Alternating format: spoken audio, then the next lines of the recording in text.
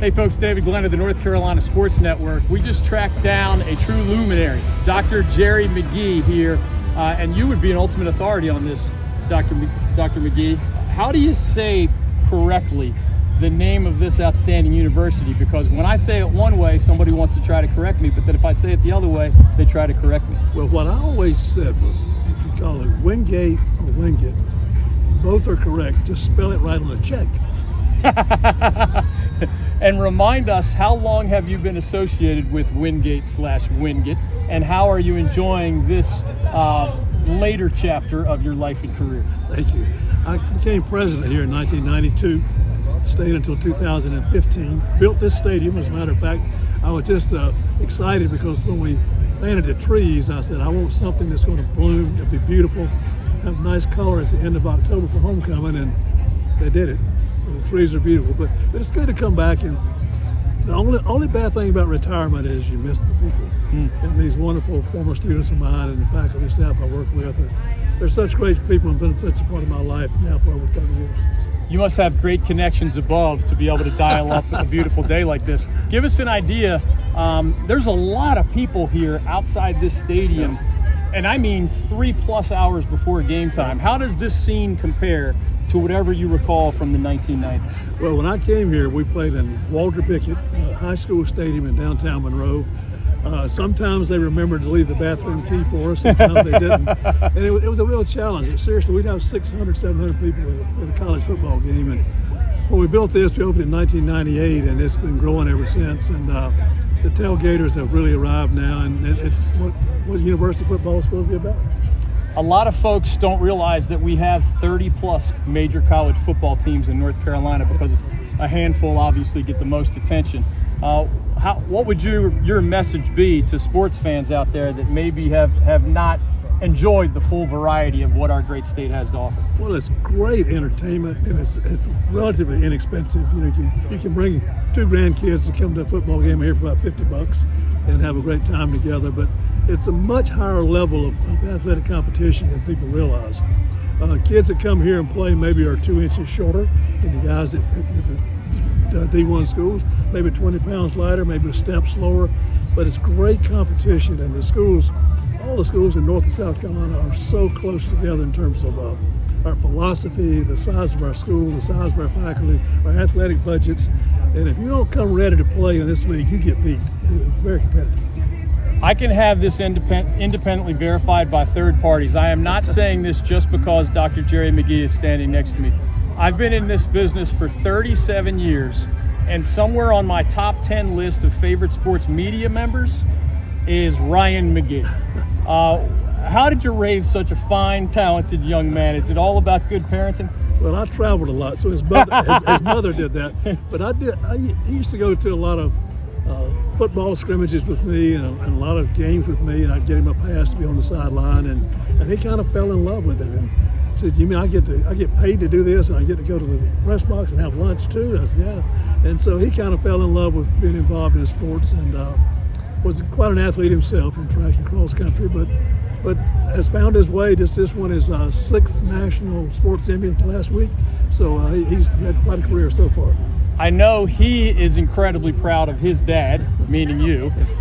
What do you think as Super Dad, when you turn on like the most famous channel in sports in the world, ESPN, and there's, Marty Smith running around with your son, Ryan McGee, at NASCAR events, college football, huge events, and other of the biggest sporting events that our country has to offer? Yeah, my response to him is always, nobody should get paid to have that much fun. This one is 6th national sports Emmy last week, so he's had quite a career so far. I know he is incredibly proud of his dad, meaning you. What do you think as Super Dad, when you turn on like the most famous channel in sports in the world, ESPN, and there's, Marty Smith running around with your son, Ryan McGee, at NASCAR events, college football, huge events, and other of the biggest sporting events that our country has to offer? Yeah, my response to him is always, nobody should get paid to have that much fun. Because I had the most stressful job in the world for 23 years, and I said, you just seem to have a good time and you get paid for it. But they really enjoy one another. They feed off one another beautifully, as you know, on the Marty McGee show. And Ryan was pretty smart coming along. He knows how to produce. He knows how to write. He knows how to be on TV's personality. So he has a little more flexibility than some of the people. And I think that's one reason he's had such longevity. We're going to ask you, even as the famous person here, some of the same questions that we're asking everybody. These are just 1 or 2 word answers. When you think of the great state of North Carolina, what is the first sport that pops into your mind? College football. When you think of North Carolina, who is the first sports figure, any sport, any era, coach or athlete? Who is that first person who comes to mind? Charlie Justice. And why? Well, when I was just a little guy, and he was playing at Carolina. When he finished his playing time, Belk hired him to come around and do a goodwill tour. And he came to Belton, Rockingham. I must have been 6 or 7. And if you bought a Charlie Choo Choo Justice T-shirt, you got an autographed picture. I still have mine hanging. Wow. So, wow. And that's how many years later, roughly, you think? Maybe 75. One of my questions to everybody is, which college sports teams do you root for the most? I know at least one of your answers. How long is that list? Yeah, it's pretty short. I grew up being a UNC basketball fan because I love Lenny Rosenbluth and that great 57 team. And but of course I went to East Carolina, so when baseball season comes, my loyalties certainly are there. But Wingate is the one. I never go to bed at night without checking to see if the field hockey team won or the volleyball team won. I always try to make sure that I keep up to date on what's going on out there. Our title sponsor here at the David Glenn Show and the new North Carolina Sports Network is the North Carolina Pork Council. Do you have a favorite type of pork, either to prepare or to just enjoy yourself? Yes, and I'm really upset because Bridges Barbecue in Shelby is my spot. They had a fire this week. Yeah, I just ate there last week, but they had a dang fire that's going to close them down for a while. But Red Bridges Barbecue in Shelby gets it right. I love Parker's Barbecue in Wilson, but Bridges is my spot. So barbecue is the starting point to the answer to your favorite pork product. Is there a type of barbecue, given that there's a big debate east versus west and otherwise? I prefer the western part of the side. I don't turn down any barbecue. Right.